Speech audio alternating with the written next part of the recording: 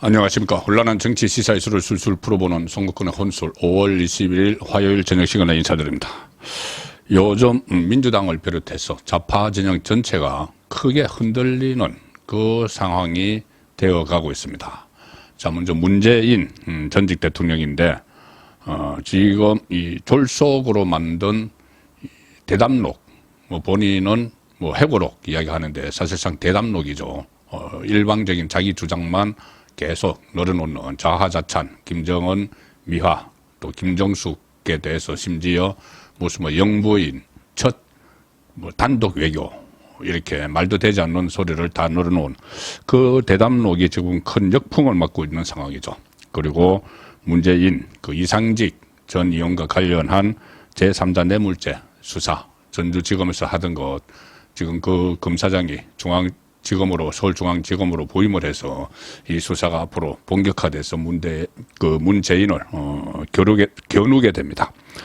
그리고 또 김정숙, 문다혜 이 모녀는 또 특할비로 옷 사고 또 구두 사고 그것도 모자라서 돈을 보내주고 청와대에서 근무했던 유송하 이런 사람들이 돈을 보내주고 했다. 그런 의혹들도 한꺼번에 지금 쏟아지고 있는 상황입니다. 타지마할 이것은 지금 국민 정서에 상당히 큰 상처를 남기는 4억 원짜리 단독 그 여행이죠. 이게 무슨 외교가 아니고 그리고 또 장관들이 가려고 했던 거 도종환 문체부 장관이 가려고 했던 걸 가로채서 본인이 갔다 이런 것까지 전반적으로 막 쏟아지고 있습니다. 문재인 주변과 관련한 여러 가지 비리 추문들이 쏟아지고 있고 여기에 또 검찰 수사도 본격화되겠죠.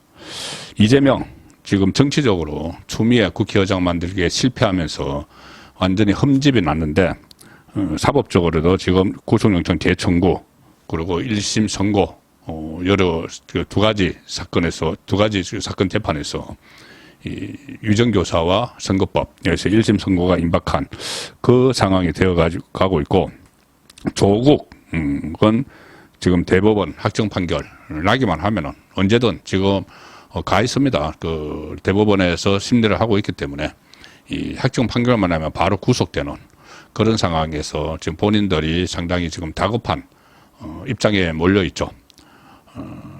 총선 이후에 본인들이 이긴 총선 이후에 이 천하를 다 얻은 것처럼 이렇게 그 기고만장했지만 지금 민주당은 지지율이 뚝뚝 떨어지고 있고 또 탈당 러시가 이루어지고 있다. 추미애가 국회의장에 안 되는 바람에 한 10,000명 정도가 지금 탈당을 절차를 밟고 있다. 이런 이야기까지 나오는 상황이죠.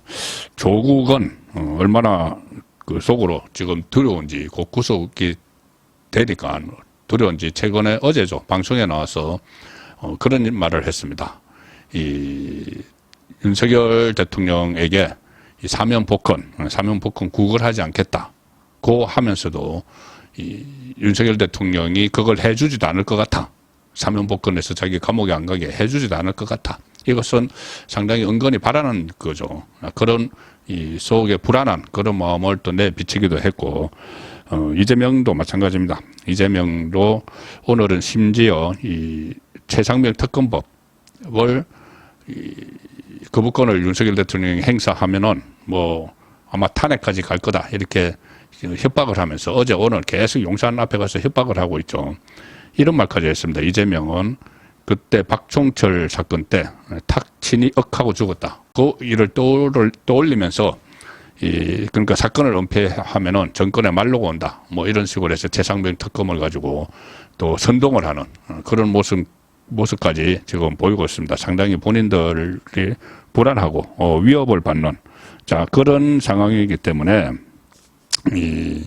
이것을 헤쳐나가기 위해서 자기들 나름대로 헤쳐나가기 위해서 탄핵 정국을 조성을 해야 되고 그 전 단계로 지금 각종 특검 한 5개, 6개 특검하겠다 자락을 깔고 있죠. 오늘 최상병 특검 저번에 그 민주당이 제가 내다바이로 처리했다고 말씀드렸죠. 특검법안.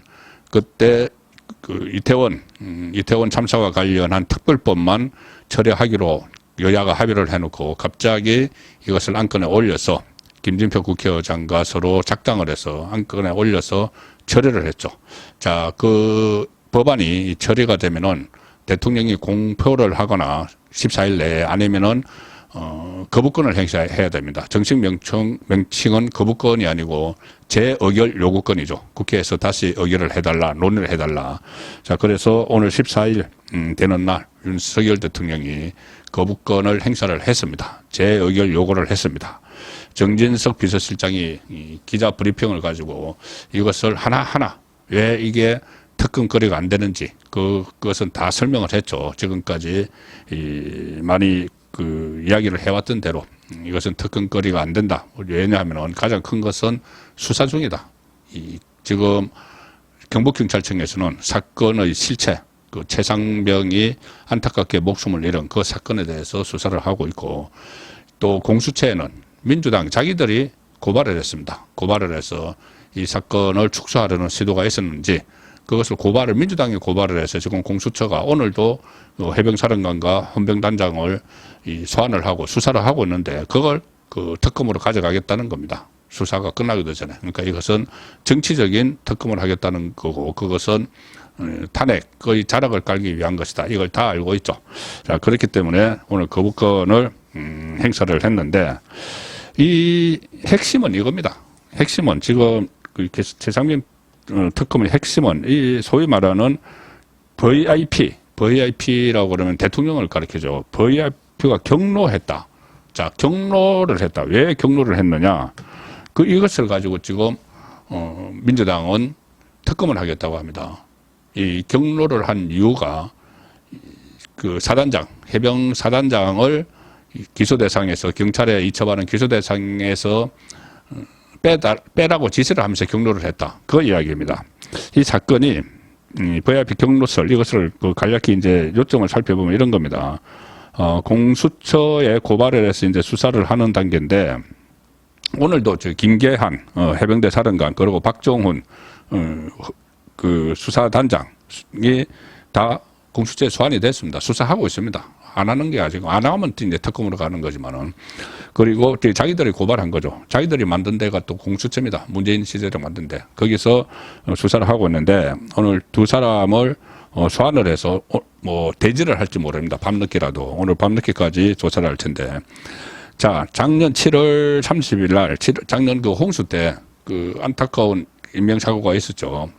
최수건 일병 지금 상병이 됐는데 안타깝게 목숨을 잃었습니다. 그리고 7월 30일 날 박정훈 당시 헌병대 수사단장이 임성근 사단장을 비롯해서 8명을 가실치사로 해서 이제 경찰에 이첩을 하죠. 이첩을 하는데 그것을 이종석 당시 국방부 장관에게 보고를 했는데 다음 날 해병대 사령관 김기한 사령관이 이 박정훈 박종훈 대령이 수사단장이 외부에 막 인터뷰를 하고 막 그렇게 했습니다. 이 수사단장이 군 밖에서 인터뷰를 하고 또 그때 군 인권감시센터 이런 데 좌파단체에서 또 개입을 해서 그렇게 하니까는 부대 복귀 명령을 내렸죠. 해병대 사령관이 해병대 수사단장에게 부대 복귀 명령을 내렸습니다.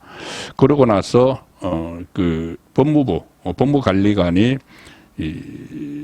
수사단장에게 전화를 해서 그중에서 사단장하고는 좀 빼라 이렇게 이야기를 했다는 것이죠. 그래서 이것이 외압이다 그렇게 하면 외압이라고 하는데 이제 법무부 법무관리관이 그 명단에서 사단장하고는 빼라 이렇게 하니까는 그 이유를 물었다는 거죠. 이유를 누가 물었냐 하면은 이 박정훈 수사단장이 김계한 해병대 사령관에게 왜 빼라고 하느냐 이유를 물으니까 김계한 사령관이 VIP가 경로를 하면서 장관 이종섭 국방부 장관과 통화를 한 후에 이렇게 됐다 빼게 됐다 이렇게 이야기를 했다는 겁니다. 그러니까 박정훈 수사단장이 그럼 이것을 외압이다 해서 이것을 폭로를 하고 또 해소를 하라고 했는데 경북경찰청에 제출한 수사 자료를 해소를 하라고 했는데 해소를 하지 않아서 지금 항명죄 이렇게 걸려 있는 것이죠. 자, 그런데 VIP가 경로를 하면서 이종섭 장관과 통화를 한 후에 일이 이렇게 됐다. 그러니까 임성근 사단장을 빼게 됐다. 그런데 그 말을 누구에게 들었느냐? 김계한 사령관에게 들었다. 이 박종원은 그렇게 이야기하죠. 근데 김계한은 그런 말 한 적이 없다. VIP라고 말한 적조차 없다. 이렇게 이야기를 하는 겁니다. 그렇게 이야기를 했는데 윤석열 대통령이 얼마 전에 기자회견에서 이 질문이 나왔죠. 거기에 대해서 윤석열 대통령은 제가 볼 때는 이런 확실한 답변을 했습니다. 뭐라고 했냐면은 그때 이종섭 장관에게 이 질책성 당부를 했다. 이제 경로를 했다. 당부를 했다. 이것은 뭐 질책 좀 비슷하다고 이제 볼 수가 있죠.